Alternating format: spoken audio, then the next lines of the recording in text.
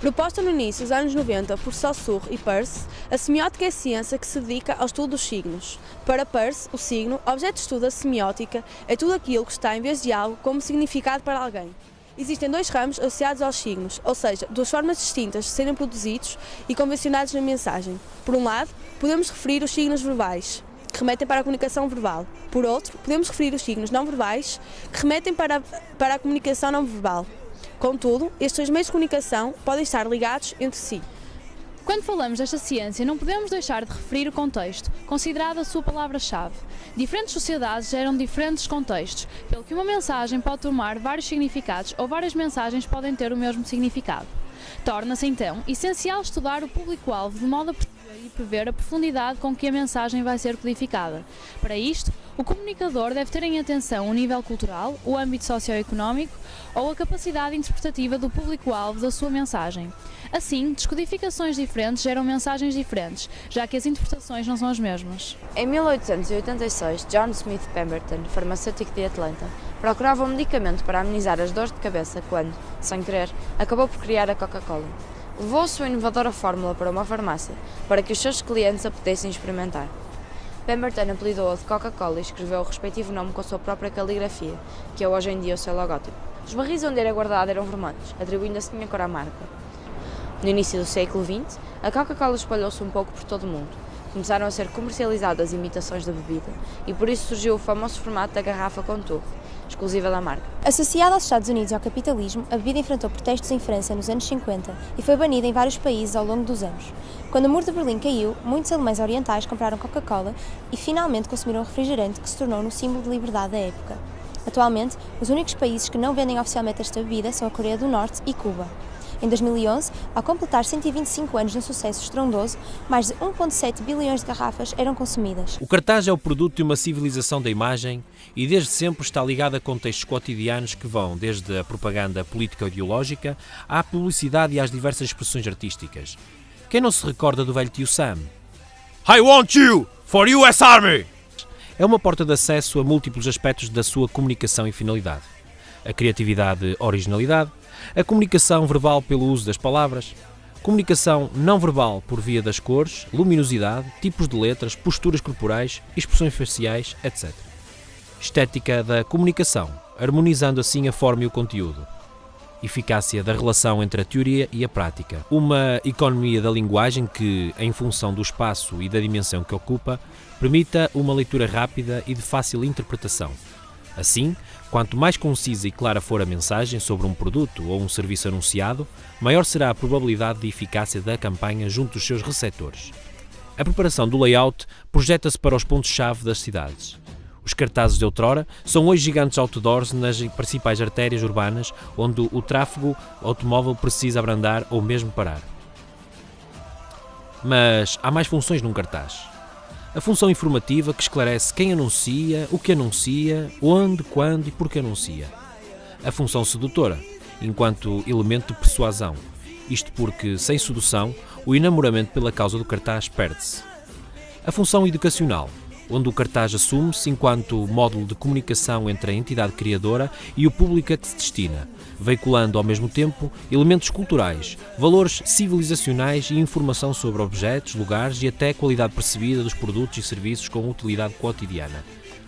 A função estética, por vezes conotativa, sugerindo mais do que aquilo que as palavras grafadas nos parecem dizer, isto é, uma comunicação que é produzida de modo implícito, com intencionalidade figurativa, metafórica e até imagética ao nível do uso iconográfico simbólico. E a função criadora por parte da indústria publicitária e dos artistas. Ambos atendem às diferentes circunstâncias da sociedade e dos seus valores. Produzem através de fluxos de estímulos, mas em ritmos e escalas diferentes. O fenómeno cartaz não pode nem deve ser reduzido a uma categoria, a uma função imediata ou a uma análise de conteúdo meramente situacional. Há mais cartaz na dimensão da imagem, no grau de pregnância, no seu pragmatismo, nas formas e linhas, nas conotações, nos estímulos neurosemióticos, no significado psicológico das cores e nos estilos artísticos. E é precisamente por aqui que nascem as novas ideias, civilizacionalmente transformadoras e amplificáveis nas motivações de cada indivíduo, seja ele artista ou consumidor. A estratégia publicitária da multinacional Coca-Cola passa por localizar a sua comunicação de acordo com as realidades, o contexto dos países onde está instalado. O Mundial de Futebol 2014 foi para a Coca-Cola Brasil um evento que ajudou a consolidar uma série de iniciativas e compromissos que envolvem a empresa e o povo brasileiro. Segundo Michel Davidovich, vice-presidente da Coca-Cola Brasil, a Coca-Cola é uma das parcerias mais antigas da FIFA. De facto, essa parceria mantém-se oficial desde 1974. Numa nota de imprensa lançada antes da realização do Mundial, o vice-presidente da Coca-Cola definiu 3 objetivos. Promover, através da prática desportiva, os benefícios de uma vida ativa e saudável. Promover também medidas com menor impacto ambiental, como a reciclagem. O desafio foi reciclar 100% das embalagens usadas. A Coca-Cola Brasil pretendeu associar as suas iniciativas à vida comunitária, permitindo assim uma maior proximidade com os consumidores e, ao mesmo tempo, sensibilizando-os para os assuntos da nossa atualidade, como a saúde, o ambiente ou a habitação. No anúncio publicitário lançado pela Coca-Cola para o Mundial 2014, a Coca-Cola lançou o slogan "A Copa de Todo Mundo". Muita gente se pergunta como vai ser a Copa. A Coca-Cola vai falar como ela não vai ser. Não vai ser só a Copa da vuvuzela, do vidente, da celebridade, da menina bonita, dos jogadores ou do cabelo da moda, nem de quem tem ingresso, de quem ganhou, de quem perdeu ou do jogador galã. Isso é pouco. Brasil! Muito pouco para um país que tem tanto. Porque o Brasil não é um país, é um caldeirão. E aqui a gente põe mais água no feijão. É por isso que a gente vai fazer uma Copa de todo mundo, feita por todo mundo. E quando a gente fala todo mundo, é todo mundo mesmo. Uma Copa de um país que vive de braços abertos e uma coisa é verdade. Onde cabe mais um, cabem mais 200 milhões. Porque o Brasil é o país de todo mundo, o futebol é o esporte de todo mundo e a Coca-Cola é a bebida de todo mundo. Juntos vamos fazer a Copa do Mundo da FIFA ser a Copa de todo mundo. A retórica visual do cartaz é a ciência de convencer, argumentar e seduzir, e impõe-se no momento em que os meios de comunicação de massa atribuem à rentabilidade da comunicação a extrema importância. Contudo, a retórica tem uma sólida tradição de tecnicidade que aponta para a fundação da universidade na Idade Média. Devem ser tidos em atenção 2 tipos de retórica distintos, a oral e a visual. Em relação à primeira, podemos afirmar que se relaciona com o discurso, e no caso específico do cartaz, com o texto apresentado. Por outro lado, a retórica visual está ligada à imagem. De um modo geral, estas 2 formas de retórica tratam-se de um jogo entre quem fala ou comunica, o cartaz, e quem escuta, que é quem tem a liberdade de não se deixar arrastar, seduzir e convencer. Posto isto, verifica-se com o passar do tempo, devido à influência da publicidade, a retórica se tornou essencialmente prática, tendo sido assim ultrapassada a parte teórica. Tecnicamente, esta comporta 2 partes diferentes. Por um lado, a retórica docens corresponde à descrição e à análise dos meios de convicção. Por outro, a retórica utens diz respeito à aplicação dos meios persuasivos. As cores utilizadas transmitem diferentes emoções. O vermelho simboliza o sangue, o fogo, a paixão, o amor e o desejo. É também a cor do dinamismo e da atividade. Desta forma, para um refrigerante como a Coca-Cola, que procura exercer um efeito estimulante, só o vermelho fica bem. O amarelo representa o sol. Como tal, cria um efeito de alegria e de revigoração. Desta forma, quando juntamos o amarelo, o vermelho e o laranja, vamos representando a alegria de viver, a atividade, a energia, a animação e o calor. O amarelo representa, ainda, a luz e a iluminação pela relação que tem ao astro-sol. Como uma cor que representa a luz, o amarelo aproxima-se muito ao branco pelo seu significado, representando as propriedades de luz e leve. O verde é a cor da fertilidade e da esperança. É uma cor intermediária que nem representa calor nem frio. O verde é uma cor tranquilizadora e neutra, uma vez que se encontra sempre no meio do vermelho e do azul, cores extremas. Desta forma, o verde acalma e transmite segurança. É ainda a cor da vida e da saúde. É uma cor que representa a frescura e, ao lado do azul, o verde atua de modo especialmente fresco, uma vez que o azul está ligado à água. O preto é a cor do poder, da morte e da violência. No entanto, é a cor predileta dos designers e dos jovens, e esta contradição é facilmente percebida, uma vez que os jovens associam o preto à cor da moda, a carros caros, e os idosos associam à cor da morte. O branco representa a inocência, o bem e a espiritualidade. É mais do que uma cor, é a soma de todas as cores e representa a luz. A cor branca representa o início e a ressurreição, pois Cristo ressuscitado aparece representado com a cor branca através das suas vestes. Para além disso, as raparigas que iam a bailes de debutantes que procuravam iniciar a sua vida na sociedade iam sempre vestidas de branco. O branco é ainda, juntamente com o azul e com o dourado, a cor da verdade, da honestidade e do bem. O cor de laranja é a cor da recriação. É uma cor ativa que significa movimento e espontaneidade. Nesse sentido, esta cor está associada ao despertar da mente e ajuda a assimilar novas ideias. Esta cor está intrinsecamente associada à fruta, laranja, e por isso é uma cor exótica. O cor-de-rosa é uma cor doce e delicada. As características atribuídas a esta cor são tipicamente femininas. Esta cor simboliza também a força dos fracos, o charme e a amabilidade. Para além disso, o rosa representa a suavidade e o carinho. Quando pensamos nesta cor, pensamos automaticamente na cor da pele. E por isso, o rosa está associado à nudez. Misturado com o branco, o cor-de-rosa representa a perfeita inocência. O azul representa a simpatia, a harmonia e a fidelidade. Esta cor representa o céu e, por isso, o divino, a cor eterna. Por representar o céu, também o azul representa a distância e o infinito. Assim, ao utilizar estas cores juntas no cartaz, a Coca-Cola procura transmitir proximidade, alegria, frescura, amabilidade, otimismo, esperança, juventude, amor e calor. Um dos símbolos presentes no nosso cartaz são as crianças. A infância é símbolo de inocência. É o estado anterior ao pecado e, portanto, o estado edênico, simbolizado em diversas tradições pelo retorno ao estado embrionário, em cuja proximidade está a infância. Infância é símbolo de simplicidade natural. O nosso grupo acredita ser essa a ideia de santidade, de não pecado, sem racismo ou outro qualquer tipo de discriminação que a presença das crianças no cartaz pretende transmitir. Um outro elemento simbólico existente no cartaz são mãos. A mão pode curar ou matar. Afirmam que é um canal pelo qual as energias são enviadas e recebidas. Estão relacionadas com poderes divinos. O simbolismo de duas mãos é um pouco diferente. Representa equilíbrio, escolha, contraste e justiça. No nosso cartaz estão presentes 3 mãos direitas e apenas uma visível à esquerda. A mão esquerda simboliza a passividade, a justiça, elementos lunares, emoções, receber e o inconsciente. Por seu lado, a mão direita representa a assertividade, piedade, solar, lógica, dar e consciente. Podemos então afirmar que as características associadas à mão direita tenham um papel mais importante neste cartaz do que as características da mão esquerda. As mãos são também vistas como um símbolo de comunicação, pois dominam o discurso da maior parte das pessoas.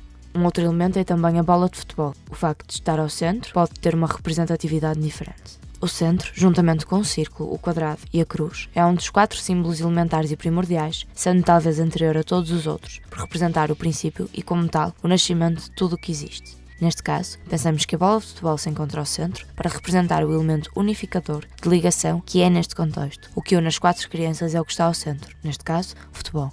Um outro elemento simbólico presente no cartaz são os confetis. Simboliza o Brasil na sua essência. Está ligado ao carnaval, ao espírito de festa e ao samba. Os confetis têm as cores da bandeira do Brasil, o que torna ainda mais clara a supracitada ligação. As 4 crianças têm diferentes cores, diferentes raças. Julgo que tal pretende chamar a atenção para o racismo e preconceito ainda existente no mundo, mostrando a inocência de 4 crianças ligadas pelo futebol, que não dão qualquer tipo de importância à cor da pele umas das outras. As crianças não só são diferentes na raça, mas também no sexo. O nosso grupo conseguiu detectar pelo menos uma rapariga no grupo.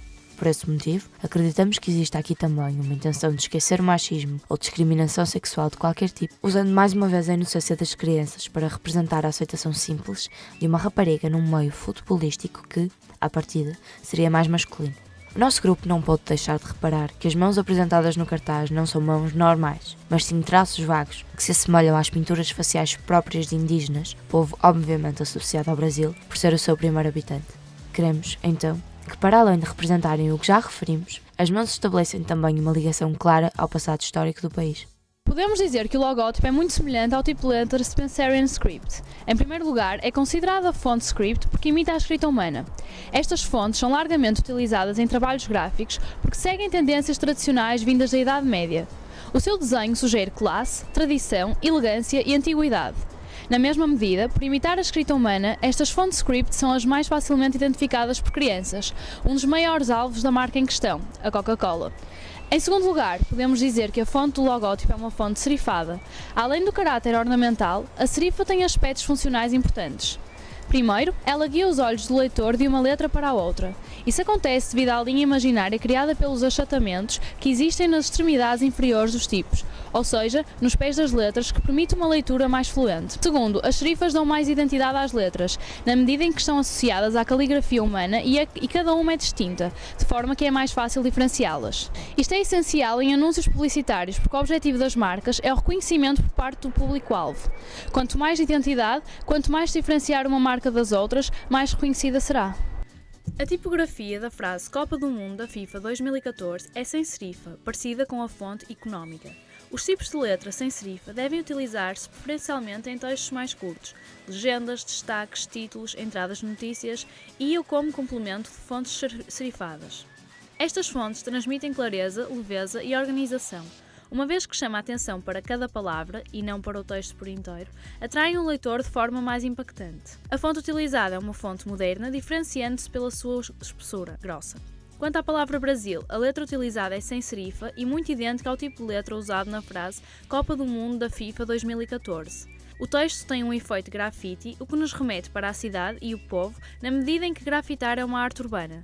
Da mesma forma, este efeito dado à palavra está associado às favelas brasileiras, tanto pelo cariz urbano como pelo seu cariz físico, porque o efeito remete para pinturas na madeira, elemento bastante significativo e representativo das favelas. Em vez de estar um A na palavra Brasil, está uma garrafa da Coca-Cola. Esta técnica de design tem um objetivo completamente comercial, fazer as pessoas concentrarem-se no produto em questão, bebida Coca-Cola, e não no Mundial. Assim, apesar de o objetivo do cartaz ser publicitar o Mundial, o objetivo central da Coca-Cola continua a ser vender o seu produto. Em relação às formas do cartaz, podemos dizer que a forma em círculo é normalmente associada à totalidade, à inovação, à perfeição, à união e à plenitude. A bola de futebol representada no centro é, precisamente, um círculo. As feições das crianças podem também ser associadas a círculos ou formas redondas, que são sinónimo de movimento, expansão e tempo. Já as linhas da palavra Brasil criam formas geométricas quadradas e retas. O quadrado é geralmente ligado à rigidez, à firmeza e à organização. Pode agregar ainda significados como solidez, neutralidade, estabilidade e ordem. Por outro lado, a forma da garrafa da Coca-Cola foi inventada em 1920. Depois de muitas mudanças, cores, formas e tamanhos diferentes, a versão saia-funil, presente na imagem, foi a que se tornou no símbolo mais forte da marca. O seu nome deriva da semelhança aos vestidos de senhora da época. Por fim, as linhas curvas na parte inferior do cartaz, que terminam com formas de mãos humanas, transmitem união, alegria, perfeição e balanço. Para tentarmos perceber qual a reação das pessoas ao observar o cartaz, qual a sua leitura visual e seletiva e se a mensagem icónica pretendida pela Coca-Cola foi transmitida, abordamos algumas pessoas na rua de Santa Catarina, no Porto. Coca-Cola. A cor vermelha. Brasil. Coca-Cola. Garrafa da Coca-Cola. É o vermelho. Coca-Cola, Brasil. É a palavra Brasil. Coca-Cola. Divertido. Diversão, amizade. Vivacidade através da marca da Coca-Cola. Calor. Futebol. Alegria. Festa.